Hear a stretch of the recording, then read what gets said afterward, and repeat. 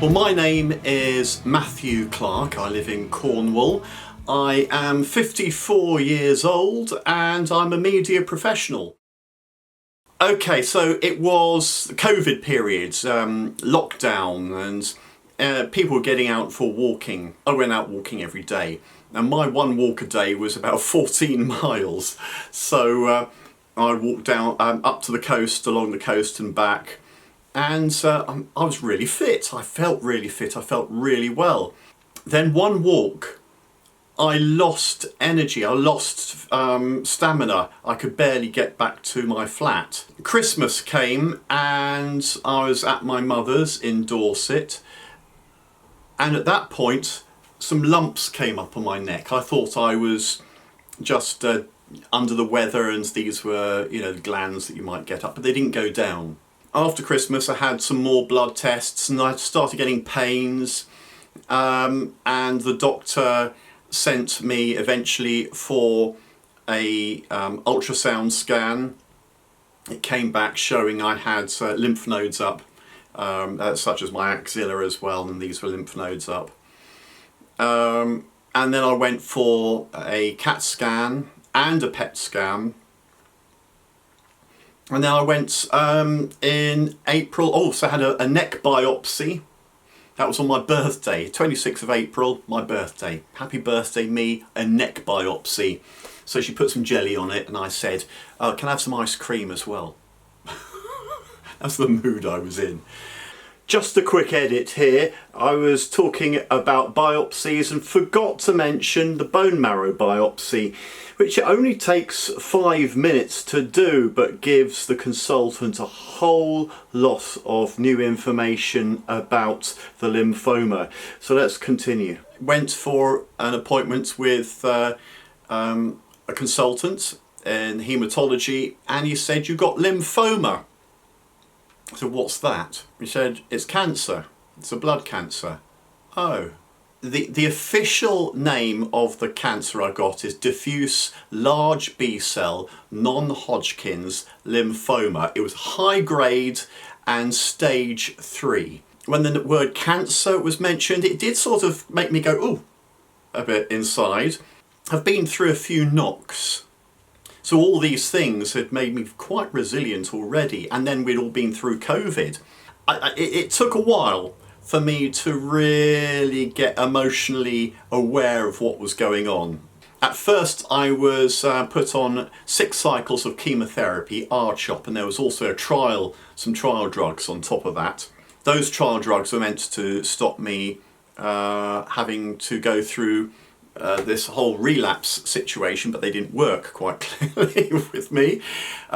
So I was told I was in remission after those 6 cycles. Ring my bell,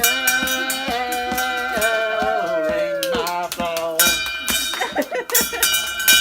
And then it was after Christmas that I started getting lots of pains back. And these pains got really quite bad. I was curled up on the floor a lot, could barely sleep as lying down, and I was on painkillers, I was on cocodamol and morphine and all those sort of things. And so I was then put on more chemotherapy. So I'd been re-diagnosed with lymphoma. It came back fairly quickly, more aggressive than was thought. So got to go back to having chemotherapy again.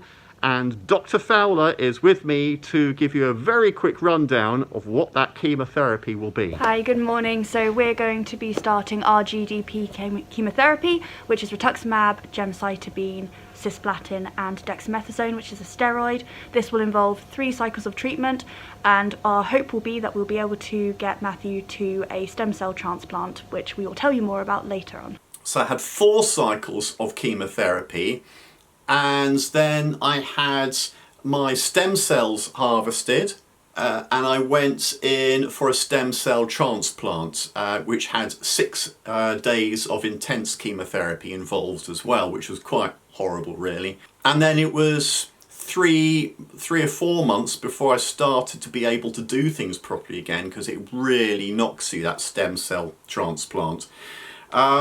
Then just before Christmas, I suppose November, I started relapsing again last year. So at Christmas I started my third line of treatment, which was a targeted treatment because my consultant said that my cancer had become resistant to chemotherapy. And this targeted treatment was only licensed last October, and it's called glofitamab. And I had 12 cycles of that. The first 2 cycles were as an inpatient at hospital, and then the rest are outpatient cycles. So, and I've just finished that. Thank you! Waiting for a PET scan now, and to see what sort of remission I am, if I am in remission. So we'll find out soon. That was the big thing, the fatigue. And then pain started around the abdomen and the stomach. I felt like I had a lot of upset stomachs, and my mother said, "What have you been eating?" Because I go foraging, and she said, "What have you been picking in the hedgerows that made you feel so ill?" The actual chemotherapy, when I had the R-CHOP, I started feeling really nauseous, extra fatigue and tiredness. During that chemotherapy for my first line treatment, it was a case of starting off feeling really poorly for the first 3 cycles. Then I got used to it, got better. When I relapsed, those pains were quite severe, so lots of painkillers. I'd started chemotherapy again and the pain went. And though that second line of chemotherapy wasn't so bad at all, it was the stem cell transplants and the chemotherapy associated with that that really severely knocked me. I was more or less in isolation for 2 weeks in hospital after that. I remember watching Glastonbury with Elton John on iPlayer from my hospital room, and I had to keep getting up to going across the toilet and vomiting. Nothing to do with Elton John's music. This is to do with how absolutely ill I was. So it took me 3 months to get better from that, and I started doing some walking again, and we went on holiday to Ireland, which was a real challenge, but I really needed to do that. Beginning of December, pains started happening. The night sweats went, pain came back. I was back on the painkillers, all the morphines and the cocodamols and things like that. The actual glofitamab third line treatment hasn't been too bad initially, apart from having to be in hospital for the start of it. So it was only after cycle 8 that I thought I was relapsing during the treatment, but it was actually cumulative amount of the drug building up in the system, and that what was making me feel unwell, as though I felt like I was relapsing. But we had a scan and I wasn't. So I'm now, the side effects are now dying down as I've finished that glofitamab, 12 cycles of that. That's taken me all year up to September. So I've had a lot of support from friends, a lot of support from my family, my mother particularly. Everyday living, you just got to live and sort of, well, I say my prayers, which may not be what everybody would do, but I do say my prayers. In fact, I've got a list of prayers to say for people, and it's getting longer and longer and longer. People have taken me to hospital, picked me up from hospital, done my shopping because I couldn't deal with that. We've helped him by taking him to hospital, doing errands, shopping, and things that help him to cope so that he hasn't got to go out, because he gets tired. Obviously, the treatment is nasty, as people probably know, and that makes him tired. So we've all, at times, taken it in turn to support Matthew in any way that we can, and he's coping remarkably well. Emotionally, I've learnt to meditate, to calm myself. Also, Emotionally, I was supported hugely by the Macmillan Centre at the hospital. After, during difficult times, I would go there and I could get support, counselling, straight off. No booking. It was, let's have a chat. I'm chairman of the lymphoma support group Cornwall. We've been formed about 10, 15 years now, independently since lockdown, and we meet online every month throughout the year. We have a couple of social events in the year because we're missing that kind of human contact, but that brings families and friends and the like together as well. So yeah, and that's normally in a sort of relaxed social environment. Yeah. Like all new members, for whatever reason they find us and join us. Matthew came along with some quite intensive treatment. And his background in terms of non-Hodgkin's lymphoma is very similar to a lot of others, but of course it's unique. Every case is unique. There's more than 60 different variations of non-Hodgkin's lymphoma alone. Each of us respond differently to treatment, and Matthew's case was actually quite complex in that he'd had stem cell surgery as well, followed up by chemo and a medication over quite a long period of time involving hospitalisation. What the group can do and what individual members can do, whether they've trodden that path or not, they've been on a similar journey.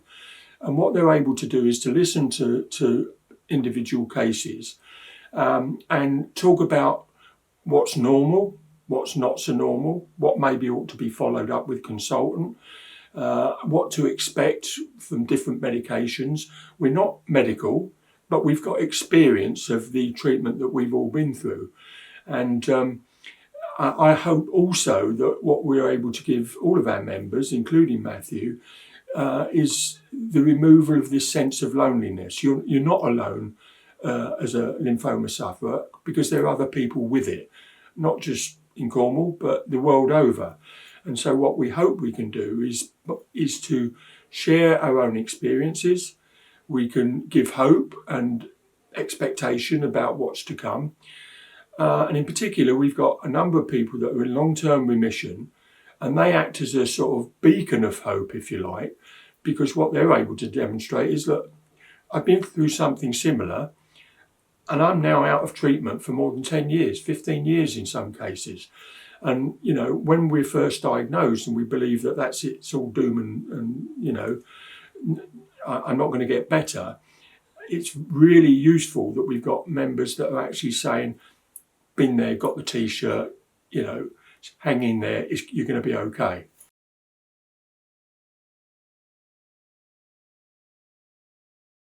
So I am self-employed. I've been doing filming. I have managed to do some work during cancer just to keep going. But taking film equipment everywhere is too stressful, too heavy lifting. So I haven't done that much of that side of things. Friends, yes, doing the shopping, that has been absolutely invaluable. And so I've strengthened relationships with friends through that. And people, actually, I've found a lot of people I didn't know were friends who have actually come through for me. And there's some people who haven't come through. And so you learn a lot about friendships through this sort of thing. I am a single person, so I haven't impacted anyone in my immediate lifestyle. My mother's probably the person who's been impacted the most. It's one of those things where I've been trying to be strong for her and she's been trying to be strong for me. I wonder if Matthew whether he does sort of keep things from me, whether he just, I don't really know. It's probably like he's probably calm on top, nice and calm on top, and paddling like crazy underneath, Just really don't know. Well, it's difficult because I'm not anywhere near where Matthew lives. I'm a long way away. That's one of the difficulties. And also, I haven't got his father now, which would have been a problem shared as a problem halved. But I have been lucky in my friends. They've been really good. So both Matthew and I have been lucky with our friends. It has been difficult because I'm a worrier and I worry, which is normal. A mother does worry. And your children are always your children, whatever age they are. So that's the way it goes. Yeah, it's a difficult one. It isn't something that's with me all day. I just think of Matthew every so often, and I do worry about him. I worry if has he woken up? I even worry about that. It's something quite definite. Worry if he's actually woken up in the morning. Worry if I'm going to wake up in the morning. It's that simple. You just don't know how this particular disease is going to pan out, so to speak. And it's different for all people with it. No one's the same, so you haven't got any rules to go by. We have supported each other in many ways through this, because the people you're closest to need support as well, going through cancer. Cancer is a great teacher. It teaches you about yourself, first of all. It makes you realise some things that you've never had time to find out. Because you spend so much time in treatment, you've got a lot of time to think about things. Gratitude, first of all, being grateful for every day, every minute of every day, because you don't know really what's going to happen tomorrow. One of the important things on recovery is to get out and about and get your fitness back. So I'm out and about walking at the moment, trying to get some steps in and improve my muscles, get them back to where I should be.